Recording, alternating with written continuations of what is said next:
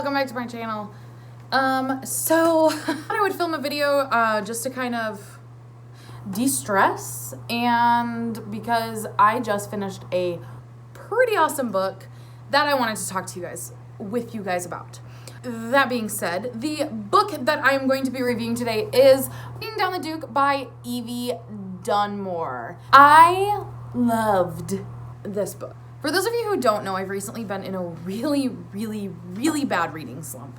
I think it went on.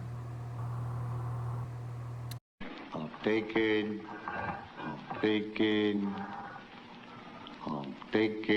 I would say my reading slump started probably like late September, early October.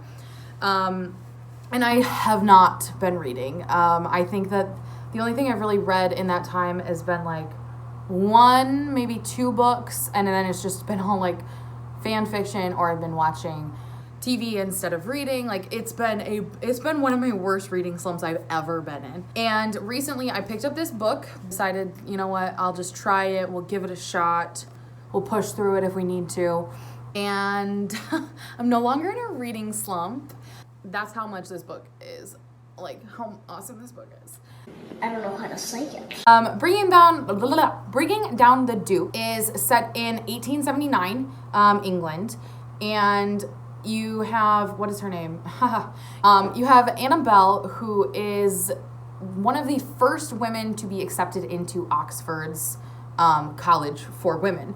And like, this is such a big thing. She's super smart. She's always wanted to go to university, but in order to do so, she basically has to kind of like be deviant from her family. She is currently working for her cousins. She's currently working as like basically her cousin's scullery maid, and you know, she's just treated like shit basically. And she secretly gets accepted into Oxford University into like their classics program. Eventually she convinces her cousin to be able to go, which this is not spoilers. It happens in like the first two chapters. It's fine. But yeah, but one of the things about like her cousin is like super adamant that she not get into trouble. Like Oxford is very like loose morals and blah, blah, blah. All those nice things that men used to think about women and the temptations that we could get into. One of the reasons that she's able to pay for being at Oxford is because she joins the women's suffrage movement, and she like totally has to keep this on the down low because like it's not accepted. This is the beginning of women's rights. But when her and the suffrage group end up going out to like campaign, she accidentally runs into she accidentally runs into Duke Montgomery, who is like the like highest like member of he's like I don't know, Britishness.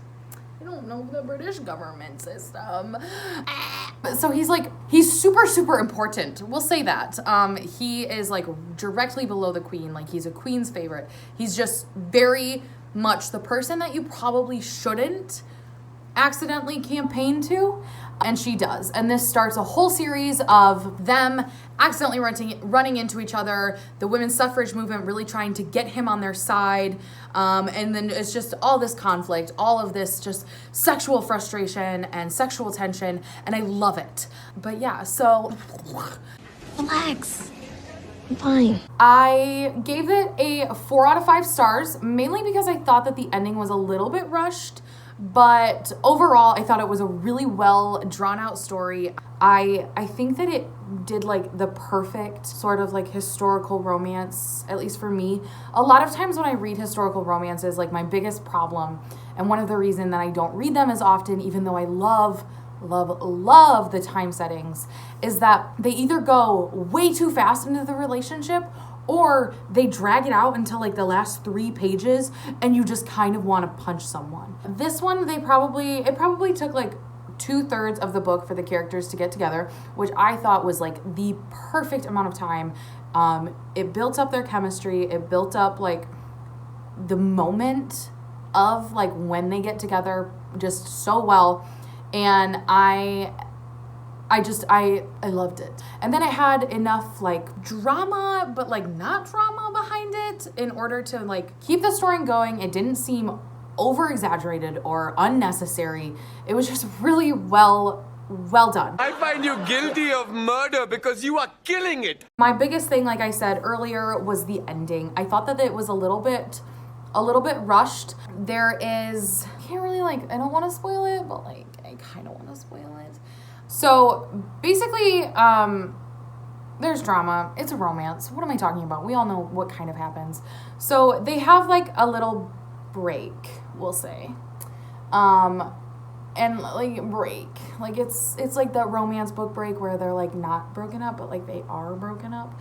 And I think that just the overall conclusion that their relationship comes to, it just felt like we were rushing the character development just a tiny bit. Not enough for me to be this book is disgusting. I can't read it ever again. I would definitely reread this book. I think that that's how much I loved it. But yeah, I thought that it was a super well-written book. And this is actually Evie Dunmore's first book ever published. This is her debut. And I just thought that especially for a debut, I think that it's so well done. And I'm so excited to see where the rest of the Extraordinary League of Women series goes. I think that she's basing it off of a lot of side characters in this book, her other books, and I'm really excited. I don't think I've fallen in love with a historical romance this much in a while. It's been a while, and I don't tend to read a lot of adult historical romances because they aren't as well written, at least the ones I'm picking up. And I haven't really found a lot of YA ones that I'm super into. So I think that for a reintroduction to historical romance, this one was worth the read. I think that it's a super quick read, and I think that it's I don't understand why, if you especially like historical romance or even just romance, why you wouldn't read it.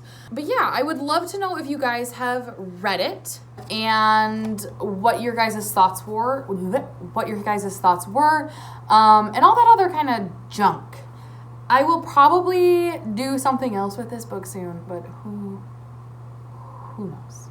Lord, help me, I am a hot mess. That being said, thank you guys so much for watching this video. Please make sure to give this video a thumbs up and subscribe. Bye!